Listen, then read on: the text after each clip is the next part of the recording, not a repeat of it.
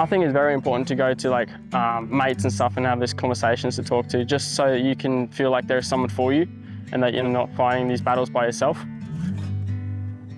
The main issues for young people in the Peel region vary a great deal from town to town, but certainly along the Southwest Highway corridor through communities like Pinjarra and Waroona, loneliness and isolation and remoteness from services is a big issue. So getting to and from the opportunities that they need and going out to explore and get to them is a really big issue.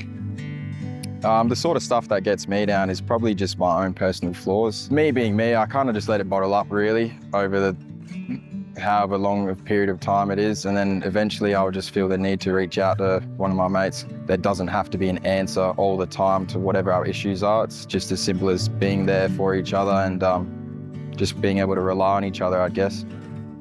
Yeah, there's always someone there, and like you're with them quite a lot too, especially when you're at school, so you always know you've got someone in that next class or whatever that if you need to, you have. Keeping it into yourself is you're like trying to push everyone away and you start to lose people doing that. It's good to get stuff like off your chest, and knowing that you don't have to keep that in anymore.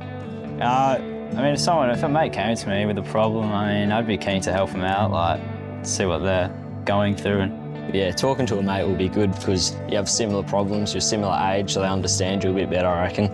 When I sit down with a mate and we talk about what's wrong, we usually go down to the oval, kick the footy around, start a conversation like that. If they're feeling stressed, then they'll probably bring it up to me, and even if they don't, I'll ask them about it because I always like to check in on my mates. I think the main issues, particularly in this region, are feelings of isolation. We're on just out of the regional area. So there's not a lot of public transport. There's a lot of students that live out on farm properties. If I saw a young man was stressed, I'd really be advising them to find outlets, and some of those outlets might be just personal activity for them, physical activity and doing things that they love. The other thing would be spending time with people that they trust and one, just enjoy hanging out with, but also trust enough to talk about some of that deeper stuff in life. When one of my mates aren't feeling the best or they're not going all right, I kind of can pick up on those cues because we're such a tight group. So I'll go to him straight away or ring him or ask him, and then I'll sit on the phone with him if they ever need a chat, or yeah, I'll just try to help them as much as I can. I do think it's difficult to have that first conversation with your mates, but once you do have it, you get it's like sort of a relief. Footy training's beneficial in more than just the physical side of things.